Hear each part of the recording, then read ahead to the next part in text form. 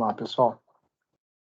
Primeiro, agradecer a Ariane, né, a Brasconte, toda a equipe, né, por essa oportunidade.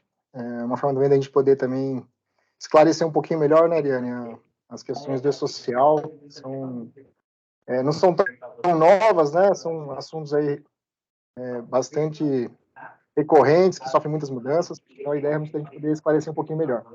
Eu vou falar um pouquinho sobre a Safety, né, a Safety, ela foi fundada em 2011 em São Paulo. A gente está aqui em Osasco, no Pátio Osasco, desde 2016, tá? Aqui é a minha apresentação. Eu vou explicar um pouquinho, pessoal, como funciona a parte de saúde e segurança, para quem ainda tem dúvida, para poder entrar realmente na questão aí do E-Social, tá? Então, nossa equipe é formada por advogados, engenheiros, médicos, né? E também a equipe de segurança do trabalho é formada pelos técnicos.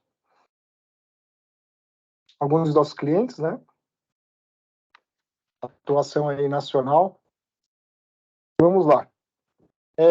Quais são os benefícios, né? Quais são os principais benefícios de uma empresa ter aí um profissional da área de segurança, da área de saúde e segurança, ou contratar, né? Ter uma consultoria. Primeiro ponto aí é atender às melhorias, né? Em relação às condições de trabalho. Então, a gente tem visto aí não somente a questão de acidente e doença, mas quando a gente promove ações de saúde e segurança, a gente, né? Algumas fotos aí, ilustrações que no nosso dia a dia são comuns, quando a gente começa a olhar para o lado de saúde e segurança, a gente começa a identificar essas oportunidades, tá? Então, ver a questão de postura, de ergonomia, né, que pode impactar em afastamentos, em doenças a longo prazo. Isso também afeta também a questão da produtividade, né? Então, você pode ter um ganho aí na performance do seu time. A gente reduz de fato mesmo os acidentes e doenças, né? Isso, antigamente tinha o tal do FAP, né? Fator acidental previdenciário, que impactava em impostos e benefícios fiscais para algumas empresas. Hoje nós temos ainda um número muito alto, tá? O Brasil aí, ele saiu do pódio em acidentes de trabalho a nível global. A gente ocupa ainda o 4º lugar, tá? Porque em média ocorre em média a cada 4 horas ocorre um acidente de trabalho, tá, pessoal? Então, é um número muito expressivo ainda e a ideia é que com o futuro a gente tenha aí uma melhora, né? Uma melhora em redução nesse absenteísmo, que são as perdas, né? As perdas, as horas em que o profissional fica afastado do seu local de trabalho. Performance e produtividade. Então, quando nós melhoramos o local de trabalho, a gente tem aí alternativas, né, e soluções tanto de engenharia como até mesmo soluções administrativas para ter um ganho aí nas relações de trabalho. Agora, aqui é um ponto que eu acho que a maioria se interessa, né? Então, quando a gente começa a promover ações de saúde e segurança, a gente também tem a gente atua de forma preventiva, né, contra possíveis reclamações trabalhistas, tá? E aí a gente pode elencar algumas aí. Quando eu contrato um funcionário e eu realizo o exame médico admissional, eu já consigo avaliar se esse funcionário ele tem alguma doença, tá? Pegar, por exemplo, uma doença que é bem comum é a tal da perda de Payer, né? Então, a perda auditiva ocasionada pela atividade, né? Por alguma atividade exposta ao ruído. Então, se eu realizo um exame meu, aquele exame clínico, o ASO, e eu realizo em conjunto a audiometria, se esse funcionário ele tem ali uma perda auditiva induzida por ruído, já é um fator que eu já consigo fazer uma análise melhor, tá? Agora, como que eu vou saber se é obrigatório realizar esse exame médico, ter o ASO com audiometria, né? A gente vai falar um pouquinho mais para frente sobre isso. São alguns documentos, aí envolve a parte do médico do trabalho, né, da medicina, mas já é um ponto que se eu já contrato esse funcionário com uma perda de Payer e eu não realizo o exame médico, a partir do momento que eu contrato ele, eu já assumi esse passivo, né? Na hora de desligar esse funcionário, não tem como comprovar que ele de fato adquiriu essa perda no meu local de trabalho. Então, realmente, quando eu tenho ações de saúde e segurança, eu começo a trabalhar de forma preventiva, evitando esses possíveis passivos. Fora outros, né? Dentro de alguns exames também da área de medicina ocupacional, a gente realiza o teste, né? O teste físico, Então, se esse funcionário já sofreu ali alguma doença ou tem uma anomalia na sua coluna, né, vertebral, na torácica ou cervical, já sei que para a atividade que ele vai desempenhar nesse novo posto de trabalho, eu já sei se ele vai estar apto ou não, tá? Então, são alguns exemplos de situações que envolvem aí futuramente uma ação reclamatória.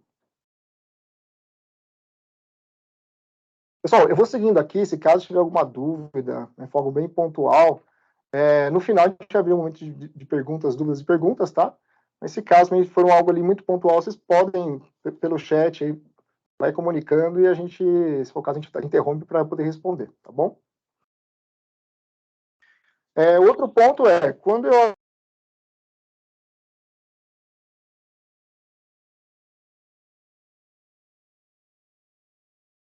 Acho que ele caiu.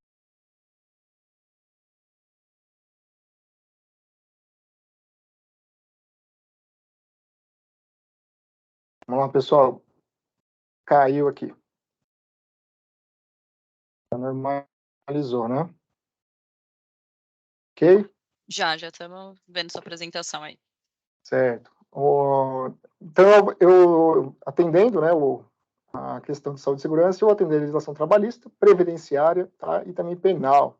A gente sabe que a maioria aí, empregadores, né, vocês têm realmente uma responsabilidade, né, de cuidar dos seus trabalhadores, né, aí trabalhadores no modo genérico, né. Então, quando eu não tenho uma campanha, né, ou um suporte para cuidar, de uma forma geral, desses trabalhadores, eu estou sujeito às sanções, né, tanto em esfera civil, trabalhista ou penal. Tá? Então, o penal aqui, só para explicar um pouquinho melhor, seria quando envolve acidente de trabalho. Tá? Se realmente for avaliado ali a negligência, a imprudência, né, da empresa, pode chegar até nessa esfera. Tá? Então, a gente tem aqui o E-Social, que acho que é o foco da nossa live, né, da nossa reunião, e você já tem atendido diversos programas aqui, exigências do E-Social. O nosso foco hoje basicamente a parte de saúde e segurança, que envolve o PPP e a CAT. Tá? Essas são os principais, a principal mudança, né, no E-Social, que inclui aí janeiro de 2023. Então, só para reforçar aqui, né, relembrar, o que é o E-Social mesmo, pessoal? É um sistema público, né, de escrituração digital que unifica aí todas as obrigações fiscais, previdenciárias e trabalhistas, tá? Então, na prática, a gente reúne, né, dentro do portal do governo, todas essas informações a tempo real, tá? Evitando erros no lançamento, padronização, atraso no envio, tá? Então, basicamente, os objetivos desburocratizar, né? Criar aí padrões nas informações de envios, evitar atraso, né? A gente já teve até algumas situações de clientes. O funcionário sofreu um acidente de trabalho, só que você foi analisar a função que constava na base do governo, era uma outra função. Já teve casos de funcionários que não estavam registrados. Né? Hoje, a gente já não tem mais essa situação, a gente não se preocupa mais com isso. Mas já são situações que já ocorreram. Tá? E a gente sabe que o funcionário, a partir do momento que é desligado, a gente tem todas as informações ali salvas no portal do E-Social. Então, a linha do tempo, tá? A gente sabe que o E-Social é um programa que iniciou ali em 2011, 2012, mas efetivamente ele só teve mesmo aplicação a partir de janeiro de 2018, tá? Separando ali os grupos de empresas, né? E as etapas, que são as fases, né? As fases de implementação. Então, nós temos algumas exigências, né? Que elas são enviadas mensalmente, tá? Pelas empresas, e algumas que a gente chama de eventos não periódicos, tá? São aqueles que, principalmente para as pequenas e médias empresas, né? Ou empresas que não possuem riscos.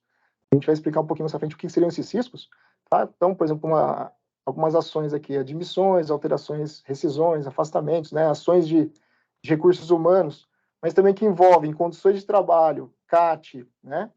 A comunicação de acidente de trabalho, o ASO, que é o atestado de saúde ocupacional, né, o exame médico feito lá pelo funcionário numa clínica de saúde ocupacional.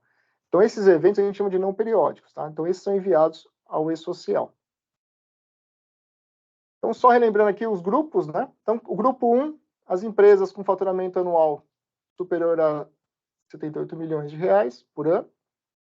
Então, as fases, né? Desde a fase 1 até a fase 4. A fase 4 é a fase que envolve a nossa live, né? Então, são os eventos e os dados de saúde e segurança.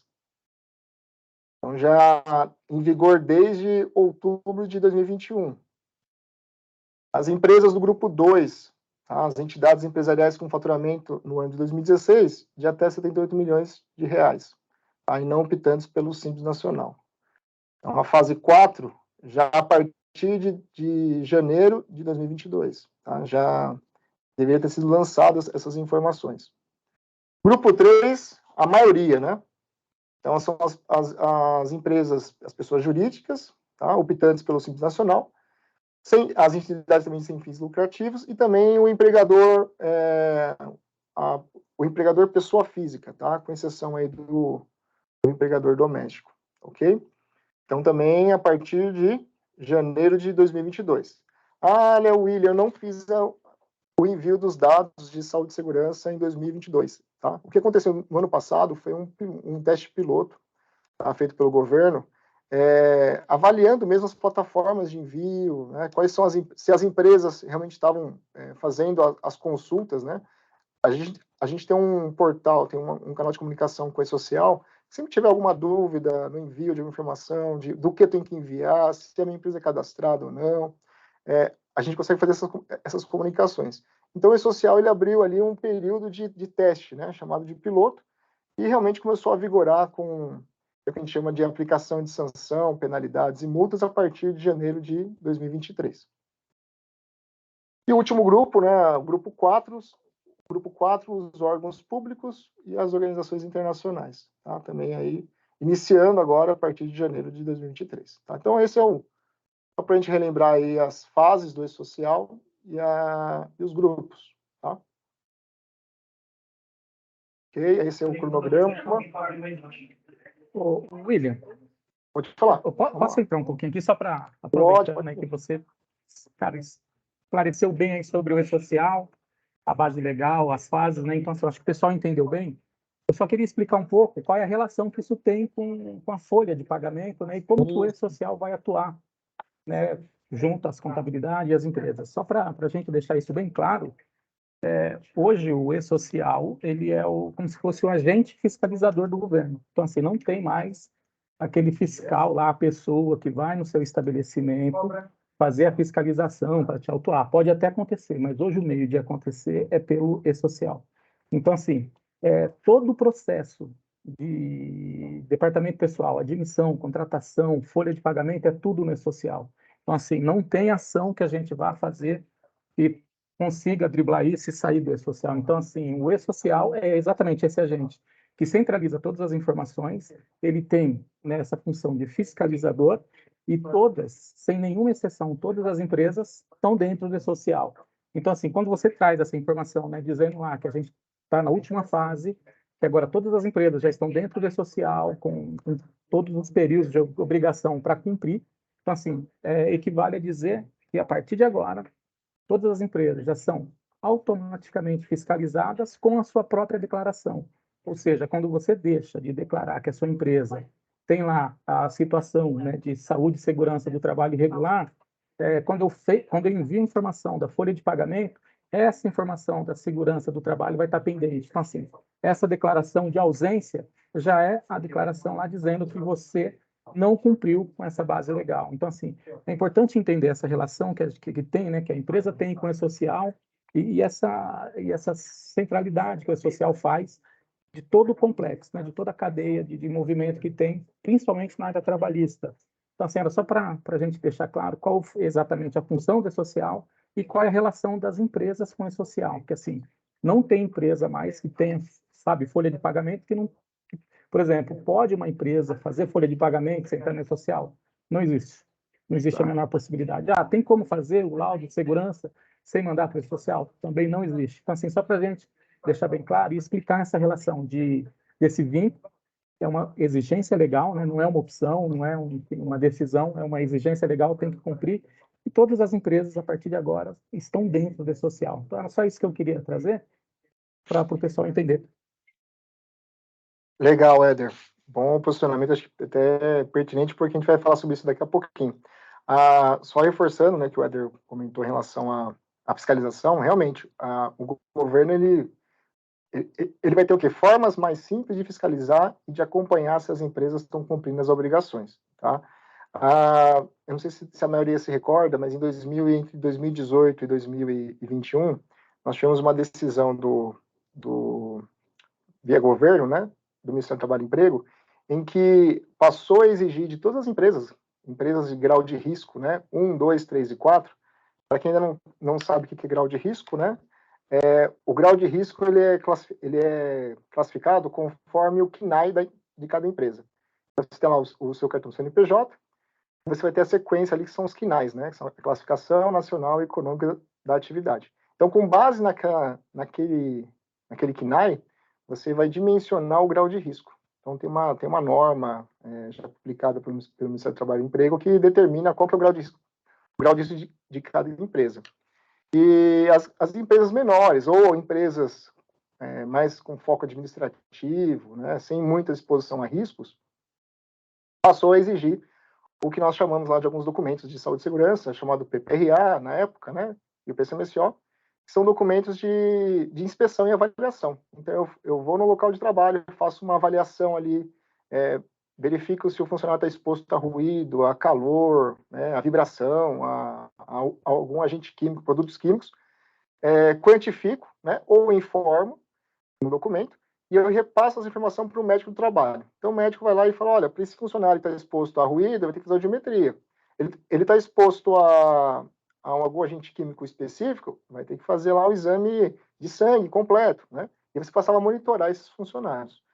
Isso se tornou uma bolha, porque falou assim, puxa, eu nunca fiz nenhum exame médico do meu funcionário, tem que fazer agora laudo. Realmente ficou bem complicado para a maioria das empresas. Então, em 2022, em 21, 22, o governo publicou uma nova portaria informando, olha, para empresas de baixo risco, grau de risco 1 e 2, não são obrigatórios mais esses laudos. Então, parou de ser obrigatório esses documentos.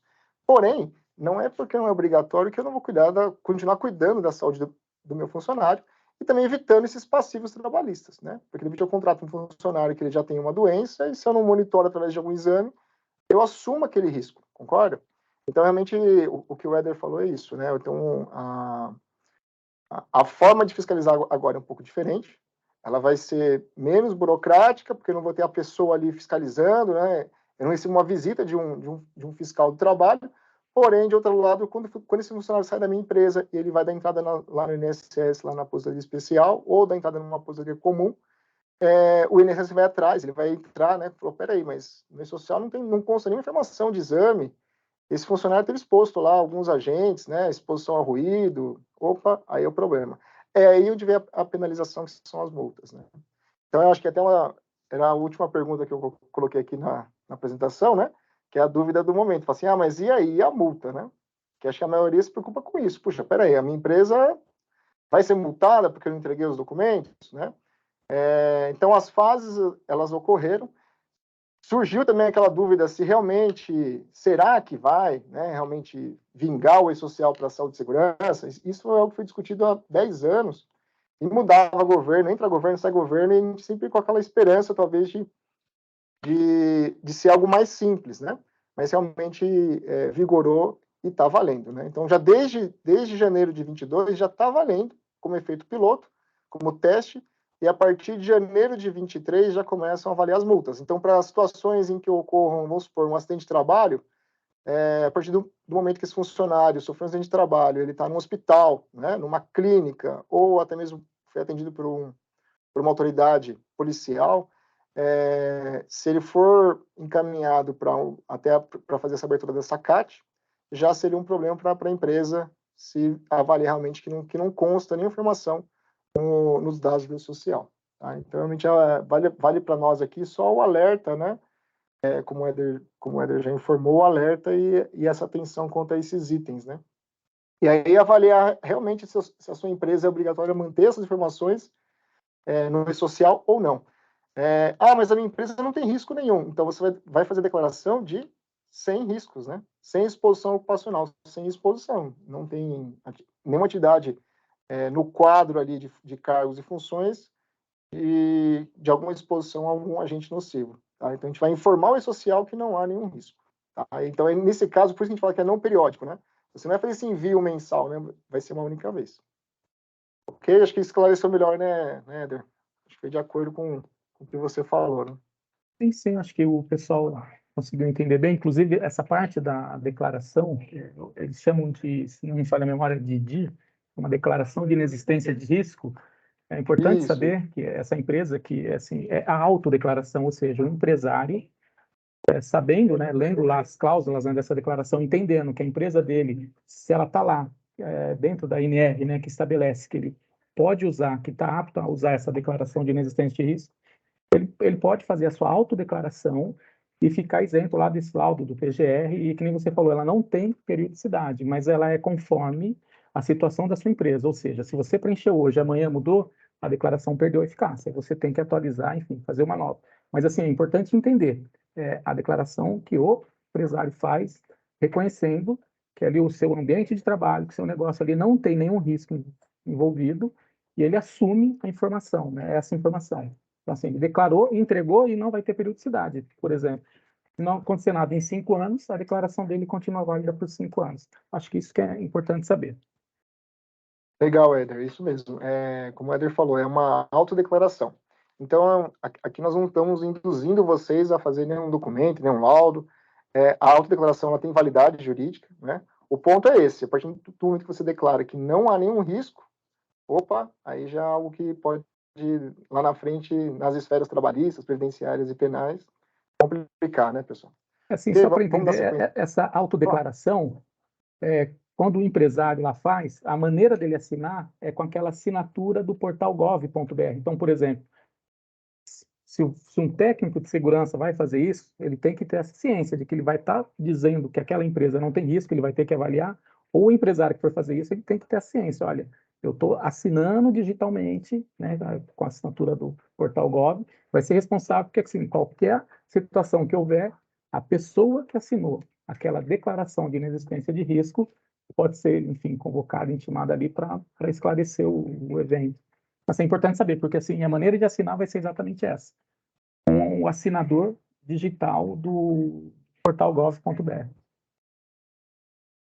É isso mesmo. E para algumas funções, alguns cargos, a gente sabe que já são cargos inerentes a riscos, né? Então, realmente é um pouco complicado você colocar a informação do DIR ali sem exposição ocupacional e isso é uma função que a gente sabe que existe algum risco, né? Ok, pessoal, então o cronograma aqui de 2021, né, para eventos de SST, de saúde e segurança no trabalho, seguindo aqui eu já limpei um pouquinho, só deixando mesmo só os eventos de saúde e segurança, tá? Então, para o empregador, né, pessoa física, empresas do Simples, produtores rurais e outras empresas, 10 de janeiro, tá?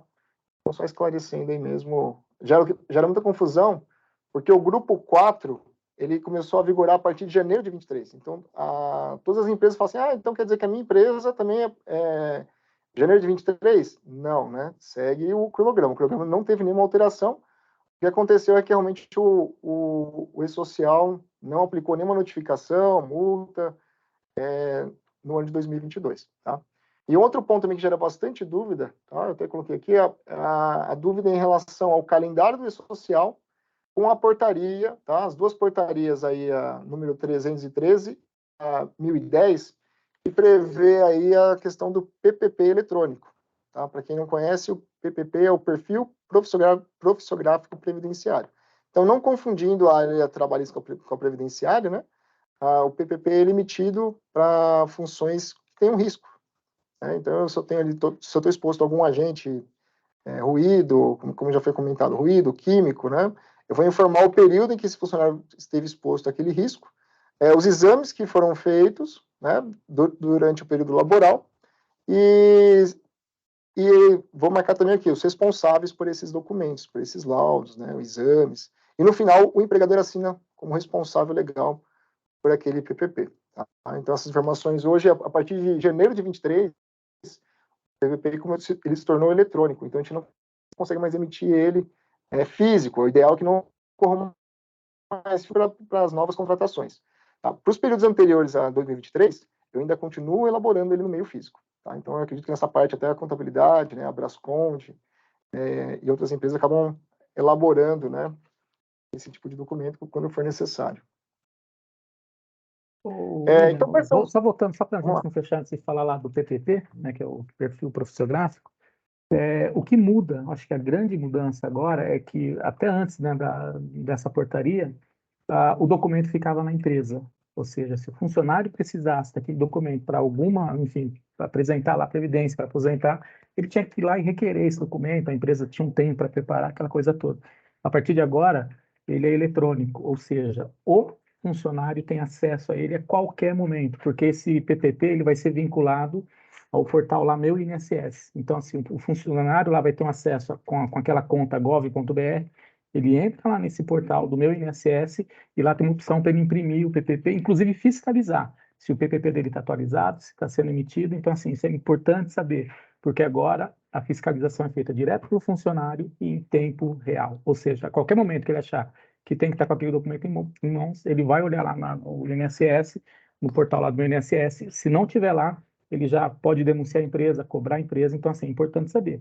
Hoje isso fica na mão do funcionário e não é mais com um arquivo lá simples da empresa que nem era até antes dessa versão. Antigamente ficava muito aquela questão do jurídico, né? O funcionário saía da empresa, ele procurava um advogado, o advogado ficava comunicando à empresa de forma extrajudicial. Olha, preciso do PVP do funcionário, aquela cobrança que não tinha fim, né? Demorava, era um processo moroso. Agora não, agora o funcionário ele sai da empresa, ele já vai no INSS, ali na Previdência Social, e já consegue já o seu PPP. Né? Inclusive, Sim, então, não, só para falar, era muito difícil de conseguir, porque o PPP ele só era, por exemplo, requerido depois de 20, 30 anos, quando, no final da carreira do trabalhador. Então, assim, quando ele ia aposentar e sentia falta daquele documento, que nem você falou, o advogado montando o processo dele, começava a citar as empresas. Então, assim, agora imagina, o cara trabalhou há 25 anos atrás numa empresa e você vai ter que ter um documento, que era um papel que você arquivava. Então, assim, era uma maneira, eu não sei como é que funcionava isso, mas assim, era bem trabalhosa. Era bem lento. Muito. Então, assim, hoje é muito mais prático. Eu acho que o caminho é esse mesmo. Assim, vai estar na mão do funcionário, não vai ter mais aquela coisa. Basta a empresa cumprir tudo que, né, o que determina a lei, que a empresa vai ter dor de cabeça, nem o funcionário, ele nem vai precisar contratar um advogado para aposentar. Basta ele entrar lá no portal lá da Previdência, que tem a opção dele aposentar com 2 cliques. É isso mesmo. A ideia é tirar essa burocracia toda, né? Mas, de certa forma, também a gente tem que estar fazendo... Aí a gente tem que cumprir o quê? Essas obrigações no prazo, né? Não pode deixar passar muito tempo. Passa muito tempo, aí já gera as penalidades. Então, o objetivo é esse mesmo. Fazer no prazo. E quais são os eventos de saúde e segurança que são obrigatórios para o social e que são aplicáveis às empresas, né? Então, a gente tem o S2210, que é comunicação de acidente de trabalho. Então, o evento aqui, o conceito desse evento é sempre que eu tiver qualquer acidente de trabalho. E o acidente, para não gerar nenhuma dúvida, a gente vai explicar um pouquinho tá, o que seriam esses acidentes. Lembrando que acidente de trabalho não é só aquele que gera afastamento. É muito comum isso praticado nas empresas, né? É claro que cada empresa tem a sua política, a forma de avaliar, né? A gente não entra nesse mérito nessa reunião. Mas a questão é, o acidente de trabalho é qualquer acidente, tá? Que, de certa forma, ali afasta, causa uma perturbação funcional, impeça que eu consiga realizar as minhas atividades. Então, de repente, eu não tive ali nada, algo, não foi uma fratura, né, uma perda de um membro, algo que limite, né? Se até pegar o conceito da Previdência Social do INSS, limitou a minha atividade para o cargo que eu exerço na empresa, já é chamado de acidente de trabalho, tá? No caso do típico. Então, quem está obrigado a declarar o S2210? Né? Todos os empregadores. Então, aqui a questão, a gente não está nem avaliando a questão do risco, né, em si, se tem risco ou não. Se eu tive um funcionário e ele sofreu um acidente de trabalho, eu tenho que declarar no social. Tá? Então, lembrando, também é um evento não periódico, né? Eu não vou ter que, eu só vou informar na ocorrência do acidente. Tá? E só para a gente esclarecer um pouquinho melhor os acidentes, né? Pela legislação trabalhista previdenciária, a gente classifica ele em 3 tipos, tá? O acidente típico, a doença ocupacional e o acidente de trajeto. Então, o acidente típico é o que a gente conhece, né? Que a gente vê com uma certa frequência aí. Então, no uso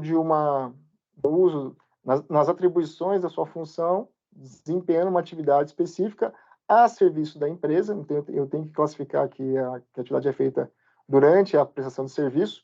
E hoje, com o home office, ainda isso tem uma certa ampliação, né? Porque está na sua casa, lá sofre um acidente, de repente já é um ponto aí também que é levado em consideração. O acidente típico é aquele que, como eu disse, causa uma perturbação funcional que impeça, me limita a minha atividade, gerando afastamento de horas, dias. Então, aí, conforme a política da empresa. A gente sabe que quando eu tenho um acidente de trabalho superior a 15 dias, não tem jeito, né? Eu vou envolver ali a Previdência Social e o INSS.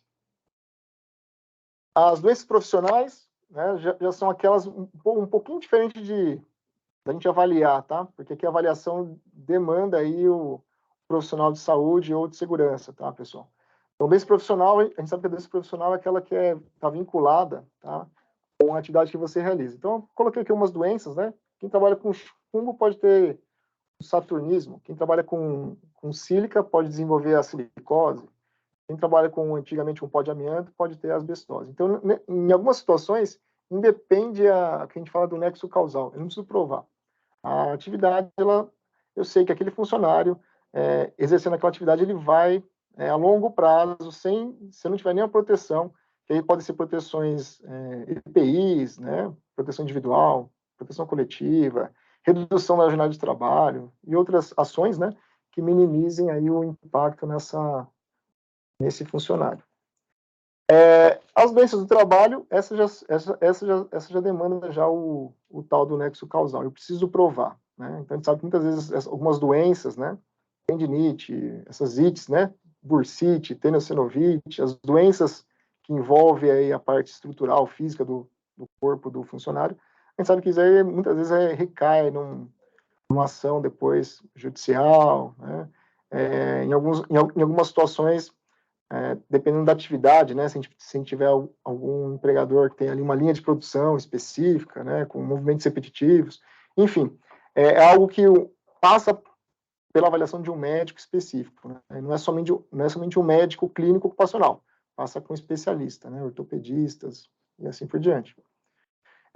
Também, quando eu identifico que esse funcionário que eu tenho, né, e ele está sofrendo uma doença ocupacional no meu local de trabalho, e eu reconheço que essa doença profissional ou ocupacional, ela foi agravada ou iniciada dentro da minha empresa, eu tenho que abrir essa CAT, tá, pessoal? Essa CAT é um pouquinho mais complexa que a CAT de acidente típico, mas ela tem que ser enviada também ao social. E, por fim, aqui o S2240, tá? Que são as condições ambientais de trabalho, que são os fatores de risco, tá? O que seriam esses fatores de risco? Nós temos aí os riscos, eles são divididos em grupos. Risco físico, risco químico, risco biológico, risco ergonômico, risco de acidente. Tá? Vou explicar aqui alguns, mas para a questão do E-Social, a gente vai utilizar somente os 3 primeiros. Tá? Risco físico, químico e biológico. O ergonômico e acidentes já são riscos específicos do local de trabalho, e não quer dizer que eu trabalho num ambiente que tem ali risco de acidente, que eu vou ter um acidente de trabalho, né? Fala também porque o enquadramento dele vai ser no outro evento, né? Que envolve a CAT. Risco ergonômico, depende também. Então tem que ser avaliado, tem que passar por uma avaliação, por um profissional especializado, como o Éder falou, um técnico de segurança que vai monitorar essa exposição. Agora, já risco físico, químico e biológico, eles são inerentes a algumas profissões. Por exemplo, eu creio que a maioria aqui deve ter, talvez, uma auxiliar de serviços gerais, né? Um profissional de limpeza que trabalha fazendo ali a higienização, a conservação de ambientes. Esse profissional, a gente sabe que, por mais que eu forneça ali alguns EPIs, né? Luva de segurança, bota de segurança, eu sei que em algum momento ele vai estar exposto a produtos químicos, mesmo chamando, né, esses produtos químicos de produtos químicos domes sanitários, né, que são produtos químicos que nós encontramos, que utilizamos até mesmo em nossas casas. Porém, a frequência de uso ela é maior do que a frequência que nós fazemos de forma eventual, né, seja em casa ou em outro local. Esse profissional ele passa o quê? O dia inteiro fazendo essa limpeza, utilizando esses produtos. Então, realmente, eu tenho que fazer, talvez, um exame médico, né, que quem vai avaliar vai ser o médico do trabalho, para identificar, né, se durante ali a jornada de trabalho, dentro de um ano, se esse produto químico não está fazendo mal à saúde. Tá? Então, ele monitora e acompanha. Tá? É por isso que é importante a gente avaliar, né, cumprir esse evento aqui. Tá? Quem que é obrigado, pessoal? Todas as empresas, né? Como esses 3 eventos, todas as empresas são obrigadas. O que vai ser avaliado, se você tem a obrigação de enviar, se consta ali, dentro dos seus riscos, algum risco que possa ser insalubre, né? Perigoso ou especial. Tá? O especial que se consta no decreto da Previdência Social. E quais são os documentos, quais são os programas que monitoram e avaliam? Né? Como eu falei anteriormente, entre 2018 e 2021, esses documentos eles eram obrigatórios. Tá? Então, eles deixaram de ser obrigatórios, cabendo à empresa, através dessa autodeclaração, avaliar se ela precisa ter ou não. Tá? O PGR, que agora, a partir de 2022, deixou de ser o PPRA, então o PPRA talvez você já deve ter ouvido falar, Programa de Prevenção de Riscos Ambientais, deixou de existir para ocupar agora o PGR. Tá? Basicamente, o documento é muito similar, tá? E o PPP, que é elaborado depois, no final, aí, com as informações do PGR. Então, durante ali a elaboração do documento, é feita algumas avaliações, né? Avaliação de ruído, monitora, né? A avaliação se há vibração, frio. Então, aqui já são atividades que a gente já sabe, né? Eu não preciso nem perguntar aí no local de trabalho. Eu já sei que eu vou encontrar o agente de risco, né? O agente físico aqui, que é o agente de risco. Vibração, frio, calor, ruído, poeiras, né? Para quem trabalha em marmorarias, funilarias ou indústrias de pintura, né? Sabe que vai encontrar esses materiais. E ocorre o monitoramento, né? Que é feita uma medição, seguindo metodologias, né? Para quantificar, enviado para laboratórios, então tudo com resultado. A gente não pode ser nada no achismo, né? Tudo é quantificado. Ok? Assim que é avaliado, né, que é feito esses documentos, esses programas, a gente encaminha para o médico do trabalho, onde ele vai fazer a avaliação se realmente eu preciso monitorar e acompanhar ali os exames. Então, quais são os exames obrigatórios para o meu funcionário? Né? Só o exame clínico? Né? Então, se eu tenho exposição ao ruído, a audiometria. Tenho exposição a algum produto químico que possa fazer mal à saúde? Exame de sangue. Né? Vai fazer algum trabalho especial? Ele sobe em altura, de vez em quando, para fazer alguma atividade de manutenção. Glicemia, né? Trabalha com energia elétrica, então vai fazer eletrocardiograma, né? Então, assim, os exames, eles acompanham as atividades que são realizadas. E quais são os documentos que comprovam, né, a realização da necessidade de realizar esses exames? Então, nós temos aí o PCMSO, Programa de Controle Médico de Saúde Ocupacional, e o ASO, que é emitido no final do exame, tá? São exames que podem ter periodicidade, né? No caso do ASO, periodicidade semestral, anual ou até mesmo bianual, dependendo aí da questão do risco que você está exposto, ou até mesmo a idade do funcionário. Tá? Então, assim, quando nós não temos, né, eu ainda não tenho uma empresa que faz a gestão de saúde e segurança. Então, eu monitoro os meus exames internamente. Tem uma pessoa do RH que acompanha, que sempre que entra o funcionário, ele faz exame médico. Você pode buscar o histórico, né, o histórico de um laudo que foi feito, né, ou a função em si, né, porque você envia esse funcionário na clínica, tem clínica que já nem faz. Olha, se ele tem exposto se é uma função que está exposta ao ruído, se você chegar na clínica e falar que vai fazer só exame clínico, a clínica não faz, tá? Então, sabendo que não é obrigatório ter esses documentos, mas o exame médico, sim, ele é necessário até para eu poder comprovar, né, para o social, que ocorre um monitoramento, tá? E por que ele é não periódico? Porque eu só vou anexar o ASO desse funcionário somente uma vez por ano. Só quando ocorre ali só quando ele faz o exame médico, né, o ASO. Então, exames clínicos, né, que é o básico, e os exames complementares, aí, que tem uma variedade de exames. Até que você quer fazer um comentário, Éder? Que acho que envolve bastante essa questão do RH, né, do pessoal solicitar para você. Às vezes envia até o ASO, envia o ASO. Estava aqui absorvendo aí o, o conteúdo, tá? Muito interessante. Mas, assim, é lógico que a gente não pode deixar de, né, citar também. Hoje, por exemplo, é muito comum uma empresa que não tem nenhum tipo de laudo, não tem nenhum tipo de programa de gerenciamento de risco, mas contrata um funcionário e manda ele lá na clínica ali da pracinha da cidade e fazer o exame. Então, assim, o que acontece? Isso é válido? Não é? Enfim, como que é essa situação, Willis? Você pode ajudar a gente com isso? Vamos lá. Então, como eu disse, né, antigamente, 2019, entre 2018 e 2021, era obrigatório ter esses laudos. O que ocorreu, na verdade, né? Gerou uma fábrica de papel. Porque o pessoal fazia laudo, não visitava as empresas, e eu entendo também que isso recaiu de uma forma pesada para a maior parte dos empregadores. Porque é aquela questão de não se tornou um incentivo, né? Puxa, eu vou abrir uma empresa, eu vou ter que ter tudo isso aqui, fazer laudo, né? De repente, tem empregador que trabalha em casa. Mas eu trabalho na minha casa. Você vai na minha casa fazer um laudo de ruído. Quer dizer, para algumas situações, ficou um pouco ali sem nexo, né? Agora, o exame médico, ele nunca, né, ele sempre é obrigatório, fazer exame médico. Então, eu entro na empresa, eu tenho que ter exame médico, eu tenho que ter um histórico de saúde. Esse funcionário tem que ser avaliado, correto? Então, como que ele vai ser avaliado? Se o médico não conhece a atividade da empresa, fica difícil de avaliar alguém, né? Poxa, eu não sei o que ele faz. Eu tenho ali um auxiliar administrativo. Um auxiliar administrativo trabalha dentro do escritório, o outro trabalha dentro de uma área de uma logística, por exemplo. Tem ali uma doca de caminhão, circula veículos, né? Tem a fumaça do caminhão, então tem monóxido de carbono, tem ruído. E aí, se eu for analisar a função em si, os dois são assistente administrativo.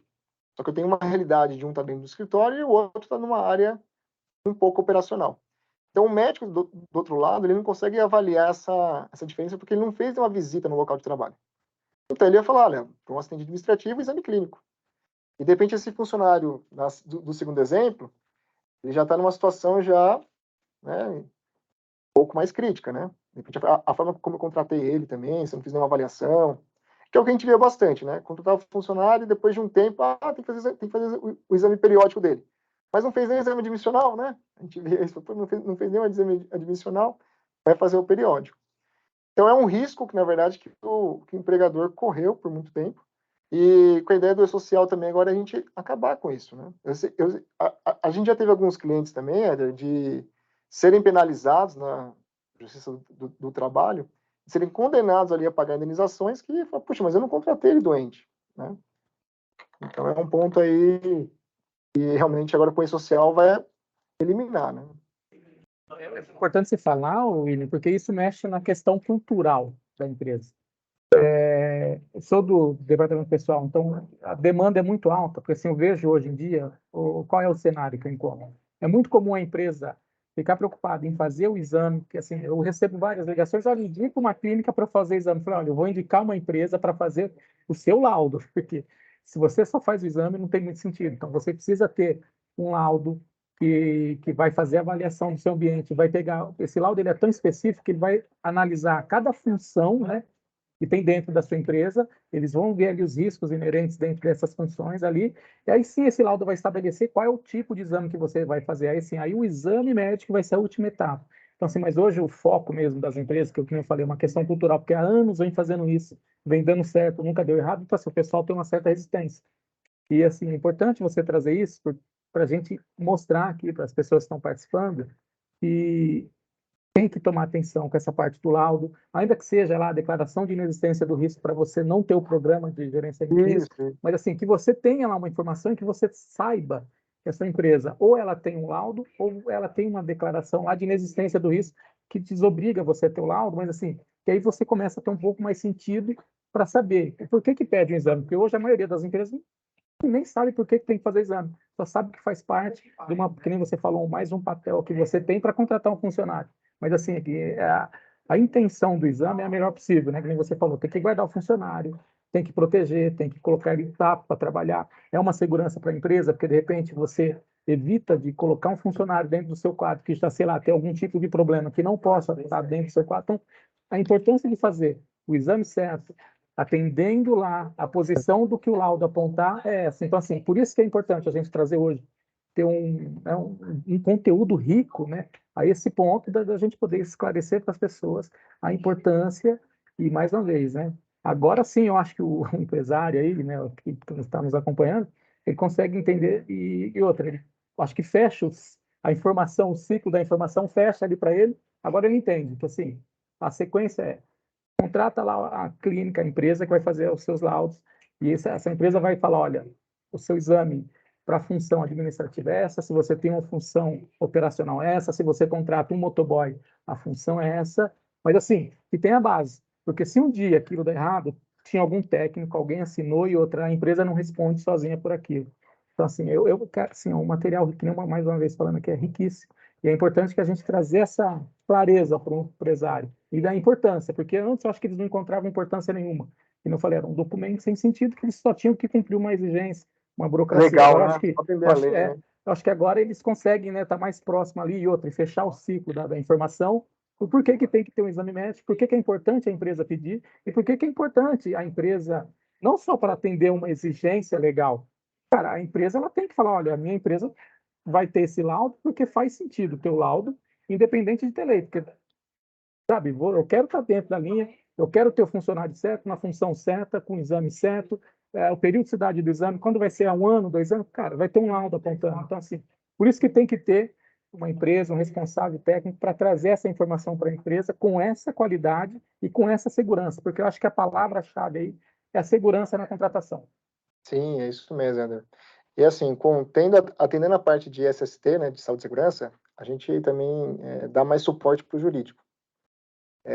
Antes você via bastante a contratação de pessoas, até mesmo cargos, né, em que ocorria mudança de função, mas não comunicava ao RH. Quer dizer, o RH não sabia dessa mudança de cargo, a atividade já estava sendo já realizada, aí tem um acidente. Falei, e agora? Um acidente, não mudei a função, aí eu compliquei, né? Aí você complica tudo. Então, realmente, com o e-social, a gente já sabe que eu tenho que seguir os prazos Vamos mudar ali uma função. Tem a janela de mudança. Eu não posso mudar a qualquer tempo, tem que comunicar o e-social. Então, realmente, eu acho que é uma segurança para a empresa em todas as esferas, né? Jurídica, RH, a parte de saúde. Então, você realmente trabalhando, seguindo esse cronograma do e-social, a gente evita problema futuro para a empresa, né? Porque vocês contratam, os empresários contratam funcionários, mas ninguém quer problema no final, né? Problema, a gente quer fugir de problema. A gente sabe que é um ponto que antigamente existia bastante. Eu acho que nem eu falei, a segurança, né, para o modo de operação geral. Mas, assim, quando você consegue, né, ter uma contratação mais segura, né, com base nessas informações, com laudos, eu acho que isso ajuda bastante aí na hora de tomar a decisão lá para contratar, enfim, abrir um processo de seleção, que eu acho que é importante. Hoje, um monte de gente não consegue contratar porque não tem segurança, porque acha que vai custar caro, enfim, e acaba, sabe, tomando as decisões erradas. Aí, quando você consegue, né, ter essa qualidade de informação, trazer uma documentação, então, assim, aí você tem um cenário mais seguro para poder tomar essa decisão. Acho que isso é importante. Sim, com certeza. Então, a pergunta: minha empresa poderá sofrer penalidades, multas, por não enviar os eventos de saúde e segurança? Acho que essa pergunta todo mundo queria ouvir lá no início, né? Pegou no bolso é complicado. Então, realmente tem as multas, né? Então, como para todas as fases, né? Não só para a parte de saúde e segurança, mas para todas as fases. Se eu descumprir, não enviei lá o evento que era para enviar, que eu sou obrigado a enviar, ou na minha autodeclaração, eu declarei que eu não sou obrigado, mas de fato eu sou, né? Porque isso pode ser depois avaliado futuramente, né? Eu sou passivo de ser penalizado, né? Então, Eu acho que, assim, só pode para o pessoal falar, né? entender bem como funciona a questão hoje do e-social e como funcionava a questão lá daquele agente, né, do fiscal lá que é como se fosse no trânsito. Você tem hoje lá uma placa de 90 por hora e você passa a 140, cara, você só passou a 140 numa placa. Mas aí você tem um radar que fala 90 por hora e você passa a 140, cara, a multa chega primeiro de você na sua casa. Então, assim, é mais ou menos isso. O e-social é esse radar que, assim, perdeu a função de plaquinha que só avisava e hoje ele tem mais essa poder de fiscalização eletrônica que você vai descumprir, você só espera a multa chegar. Infelizmente, né? E trazendo aqui para a nossa área de saúde e segurança, falta de exame médico, ó. Então é um ponto. Aí é o resumo do que nós falamos, né? Eu e o Éder. Então, para eu ter exame médico, eu tenho que ter avaliação inicial. Eu tenho que ter um documento que mostre o risco, para eu poder repassar para uma clínica. Quando eu falo médico de trabalho, é a clínica, né? Que vai receber aquela informação. E a partir de então, ela vai identificar quais são os exames médicos obrigatórios para aquele funcionário, né? Tem exame que ele, como eu já disse, tem exame que ele é feito anual, tem exame que é semestral. Depende da exposição, depende da atividade, depende do risco que você está exposto. Tá? Então, se eu não tenho exame médico, já é um ponto aqui, já é passível a multa aí ou por empregado, ou por reincidência, né? Não apresentei exame médico vencido. E quem vai querer esses exames são realmente o próprio funcionário, né? A falta do PPP também. Eu vou dar entrada, se é da empresa, vou requerer meu PPP. Não tem? Tá? Então, pode ser uma atividade de risco em que não foi feita os laudos, né? Lembrando que nós temos outros laudos também que atendem a parte previdenciária. Por isso que é importante, tendo interesse de realizar, consultar a empresa e avaliar se realmente qual exame que eu vou optar, né? Se o objetivo é previdenciário, se é trabalhista, tá? Omissões nos dados sobre acidente de trabalho. Então, não informa os acidentes. A empresa tem acidente e eles são ocultos. Lembrando que acidente de trabalho, olha, um acidente de trabalho, ele pode, né, a prescrição dele é 20 anos. Então, não é algo... Eu fujo um pouquinho da prescrição que a gente está acostumado com os processos trabalhistas, né? 2 anos, 5 anos, né? Não, aqui é 20 anos. Acidente de trabalho, eu posso em 20 anos sem querer ali entrar com a ação na justiça para falar daquele acidente. Então, é preocupante, né? Certo, pessoal? E aí, basicamente, a gente abriu agora perguntas, dúvidas, né? Se alguém colocou alguma dúvida no chat.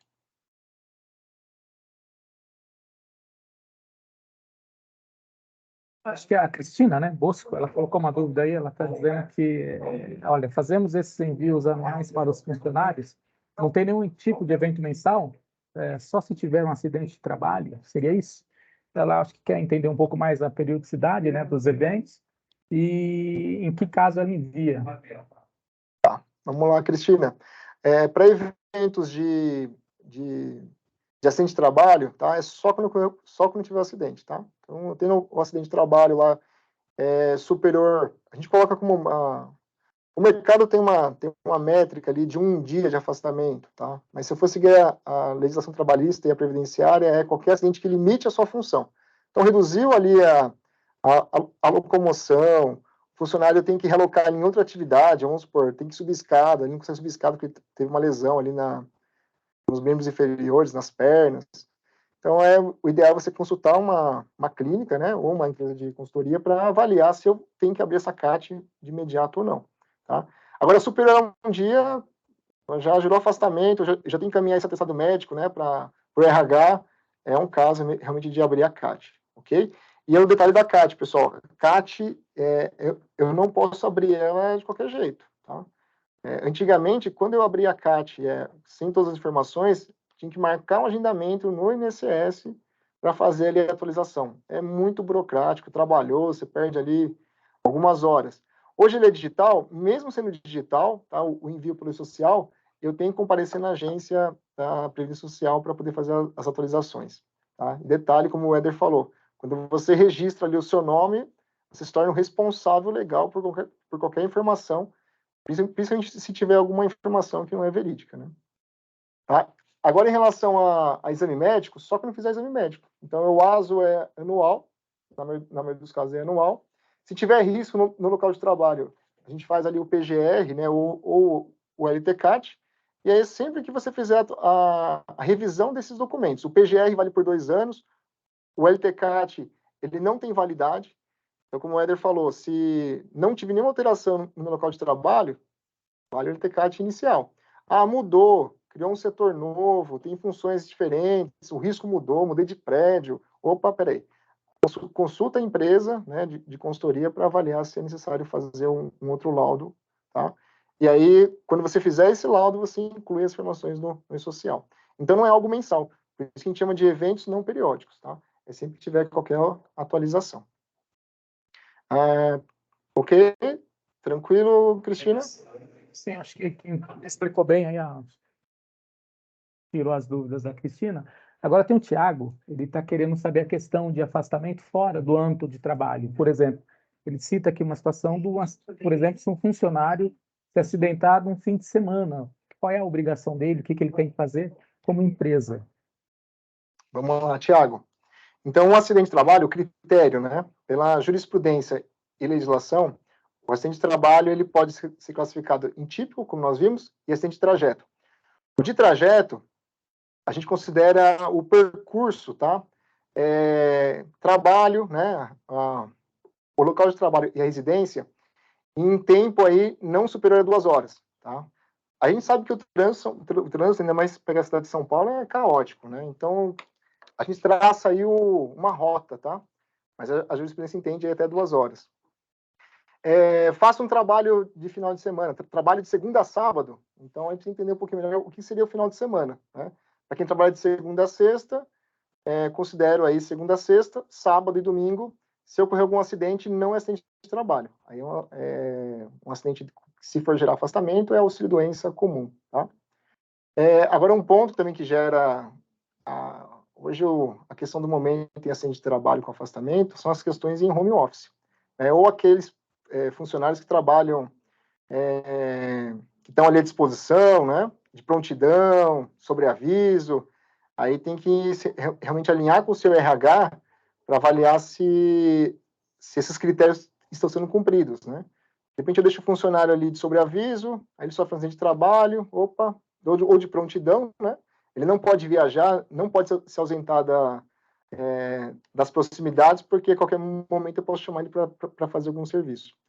Então, se ocorrer algum acidente desse sendo de trajeto, ou típico, pode, num caso até de classificar como acidente de trabalho, tá? Então, realmente é só avaliar um pouquinho melhor qual é a função que você possui, quais são os seus funcionários, né? E avaliar se algum se enquadra nessas questões. Tá? Mas final de semana, fora do horário de trabalho, né? Se você também identificar que ele realiza ali, saiu da empresa, foi para um happy hour, foi para academia, fugiu já da rota de trabalho, fugiu do percurso, né? Residência, trabalho e trabalho e residência, se fugiu, não pode ser chamado de acidente de trabalho. Ok? Excelente. Acho que ele entendeu sim, inclusive que esse acidente que acontece fora do âmbito de trabalho só vai ser um afastamento. A empresa se responsabiliza por isso só pelos primeiros 15 dias. Se for porque nem você falou, né? A partir do 15º dia, se ele continuar afastado, aí é por conta do INSS, vai ter que preparar perícia, aquela coisa toda. Enfim, aí a empresa sai dessa lista de obrigação e só fica aguardando ele voltar. É importante. Depois de 30 dias de afastamento, para esse funcionário retornar, ele tem que ser submetido a um novo exame médico. O médico lá da sua empresa, né, que é responsável pelo ASP, ele vai ter que dar uma alta, ele vai ter que dar um certificado, um atestado de que esse funcionário está apto a voltar a ocupar a função que ele antes do acidente dele. Então, acho que o Thiago conseguiu entender bem isso aí. Se ficou alguma dúvida, é só de procurar a gente depois.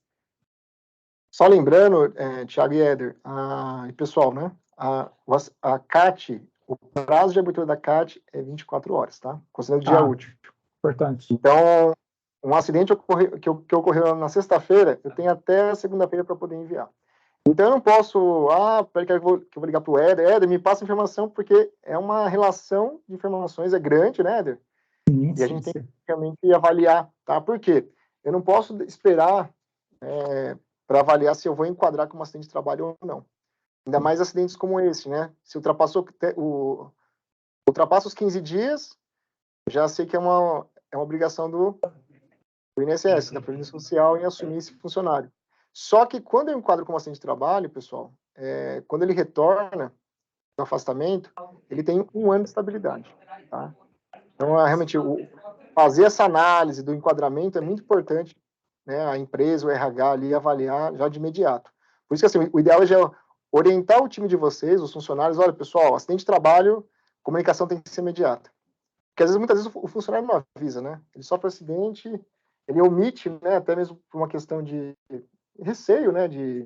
Disso ser alguma indício que pode prejudicar no local de trabalho, então ele omite a informação, né? E depois de alguns dias você fica sabendo. Então, conversar com o time de vocês, pessoal, olha, é um assunto importante, é sério, é pensando em vocês mesmos.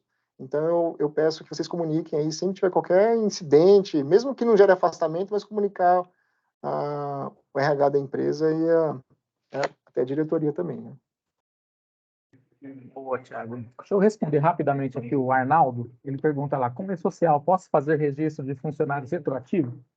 Bom, como a gente explicou, o E-Social lá é o agente fiscalizador. Então, assim, se ele deixou de descumprir uma data, ele já está exposto à multa. Então, se ele entendeu que ele está exposto a essa multa, e essa admissão retroativa pode gerar uma multa, e ele ainda assim quer tomar essa decisão, pode fazer.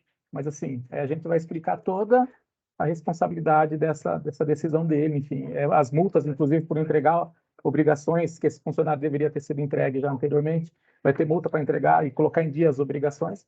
Se ele entendeu isso, entendeu todo esse conceito, pode. Eu não recomendo, mas se ele tiver que fazer por algum motivo, vai fazer, mas vai estar sempre exposto a essas multas.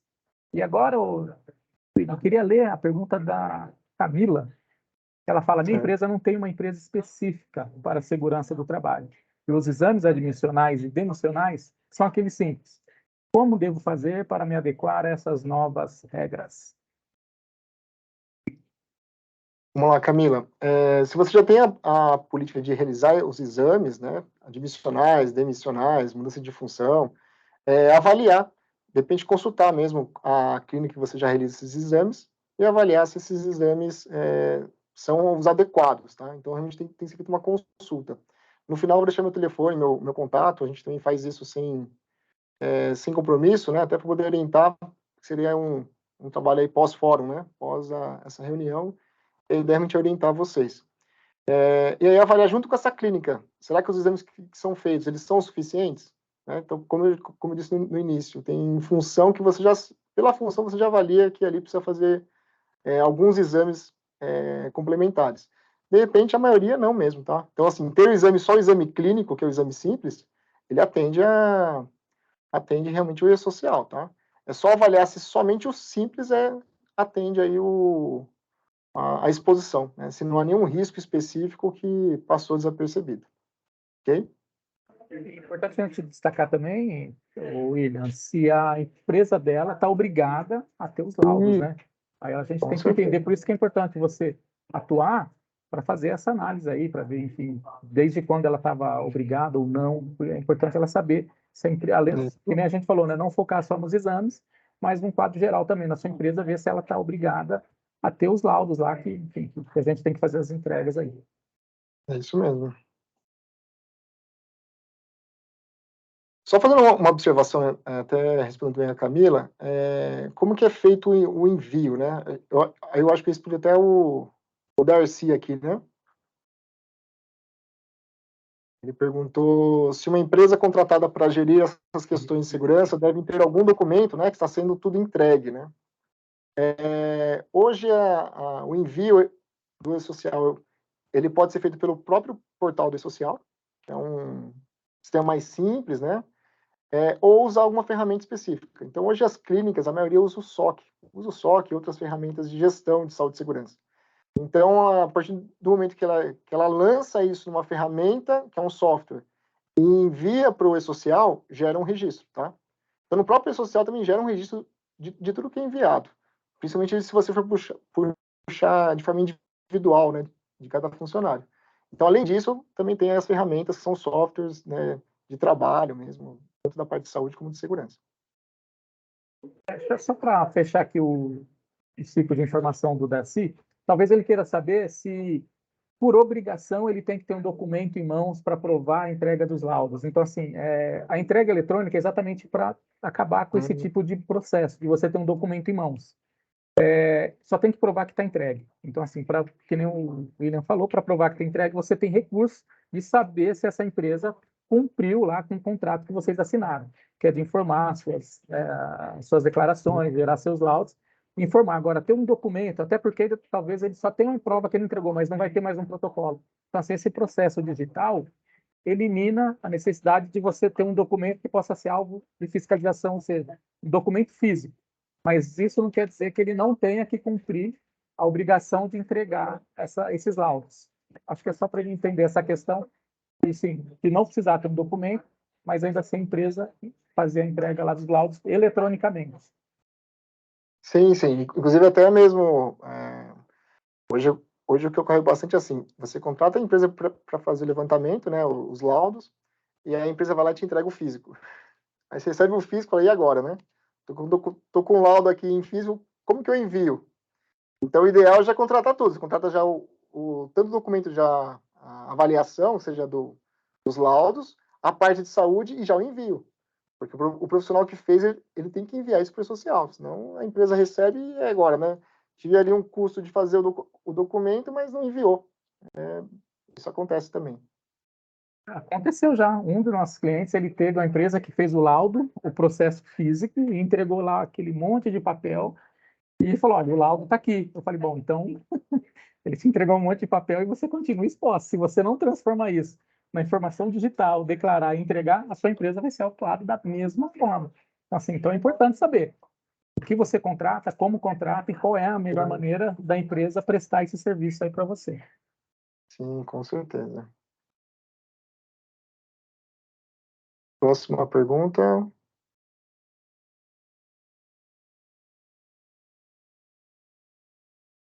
Só para avisar a Eliane, né, que a gente vai sim disponibilizar o material, ela pode consultar depois, enfim, inclusive o webinar vai ficar gravada para vocês acessarem. E, enfim, isso a gente vai poder disponibilizar sim, pode ficar tranquilo. E a próxima, que eu acho que é da Roberta, né? Olha, Isso. pelo que entendi, pelo KNAI, podemos verificar se a empresa possui risco, correto? Sim, correto. A empresa, mesmo estando enquadrada no grau de risco 1 e 2, é obrigatório ter pelo menos no primeiro ano o PGR e depois optar por preencher a declaração de ausência? Eu acho que o INA pode ajudar melhor nessa questão do...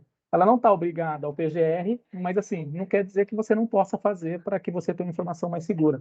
Eu acho que o INA pode completar a informação aí, né, INA? Isso. Roberta, reforçando, né? Então, assim, você faz o documento, o PGR vale por 2 anos, então 24 meses. Então, na renovação, não teve alteração ali do risco, mantém ali Quando nós falamos de quantidade de funcionários, não confundir a quantidade de funcionários com risco, né? Porque você fala assim, aumentou 10 funcionários, mas porém a atividade é a mesma, a exposição é a mesma. Então, o trabalho da empresa que vai fazer a avaliação, ela só vai fazer uma renovação, né? Então, de repente, até assim, eu vou renovar o documento, mas não vou ter todo aquele trabalho que teve no início, né? Então, de repente, é realmente a questão de negociar e conversar com a empresa que você contratou, tá? Agora, em relação ao exame, não, o exame muda, né? O exame todo ano você tem que fazer. O PGR ele vale por 2 anos, o LTCAT ele não tem uma validade específica, né? Conforme aí a alteração de layout, de risco. Agora, já o exame médico tem que fazer todo ano, né? Então, esse não tem como fugir. E a declaração de ausência de risco, né? Só em situações mesmo, se você não tiver, se for comprovado no PGR que não teve risco. Que eu acho que é o seu caso, né, Roberto? Acho que você fez a avaliação, viu que não tinha risco, e aí depois você preenche ali a ausência, né?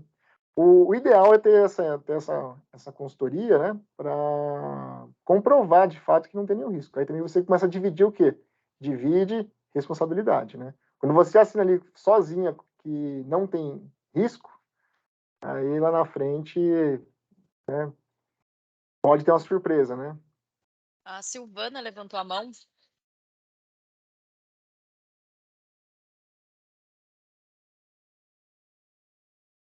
Quer perguntar?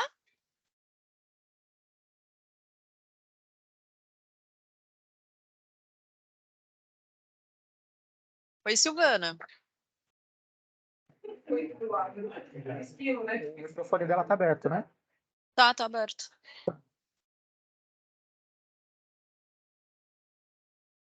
Depois, se ela quiser, manda no chat. Ok.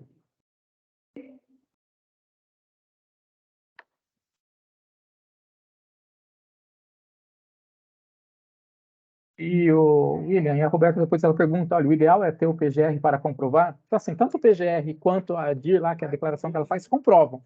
É que nem mais você falou, a questão é, a DIR, ela é a única responsável pelaquela informação. E o PGR teve um laudo técnico, teve lá um profissional, um engenheiro, um médico, enfim, dando base para aquela informação. Acho que esse é o grande diferencial, né, Ela perguntou aqui no chat.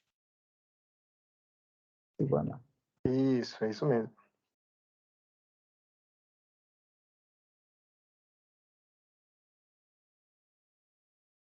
Olha, William, acho que aí é contigo essa pergunta aí da Silvana, que ela fala que já tinha os laudos, inclusive um antigo lá, PPRA e o PCMSO, Isso. ela, Vamos lá, Silvana. em relação ao treinamento.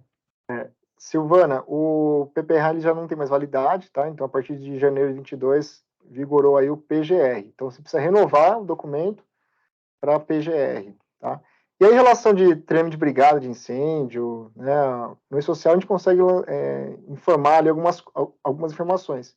Não é obrigatório, tá? Isso daí realmente não... A parte de treinamento de brigada de incêndio, ela tem uma função mais com a VCB e CLCB, que aí realmente quem vai exigir é o Corpo de Bombeiros local, tá? No caso do Estado de São Paulo, né? Todos aqui são do Estado de São Paulo.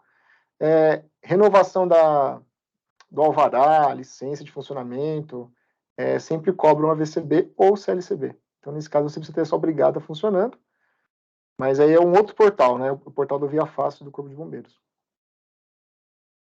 O Thiago também perguntou também se um MEI, né, que não tem funcionário, tem alguma obrigatoriedade? Thiago, são para CLTs, tá? Então, preciso ter um funcionário ali.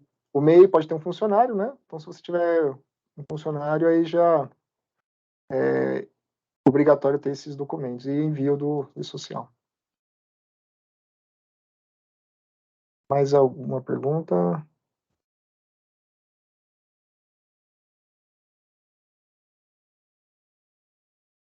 Pessoal, eu vou deixar aqui meu contato, tá? Se tiverem alguma dúvida também, pode estar enviando e-mail, WhatsApp.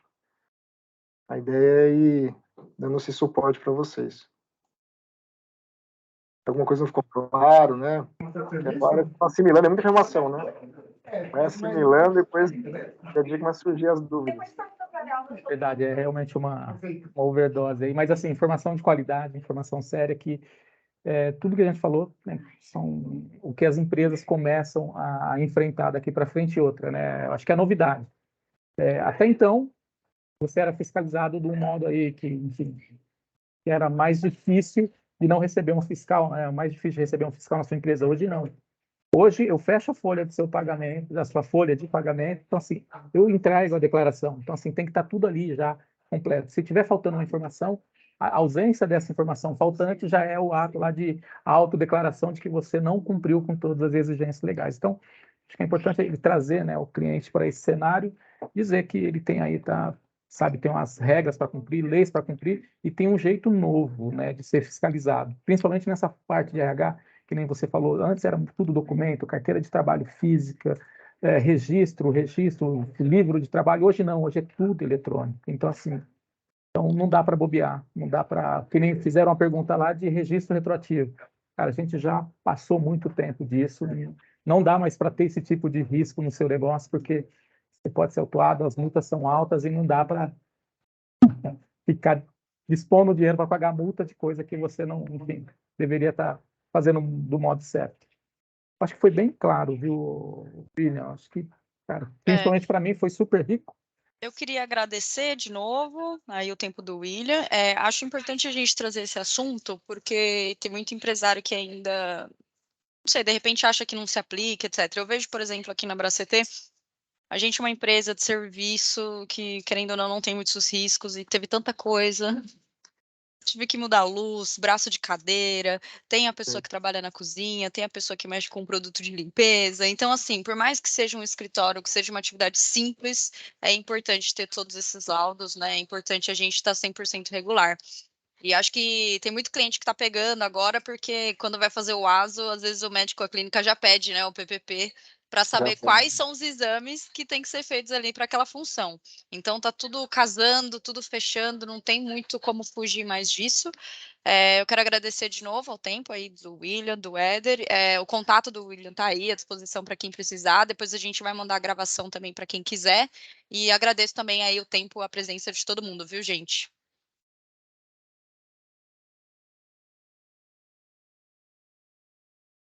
Pessoal, obrigado, hein? Prazer estar com vocês. Ok, Obrigada, obrigado. gente. Até a próxima. Tchau, tchau. Até, tchau, tchau.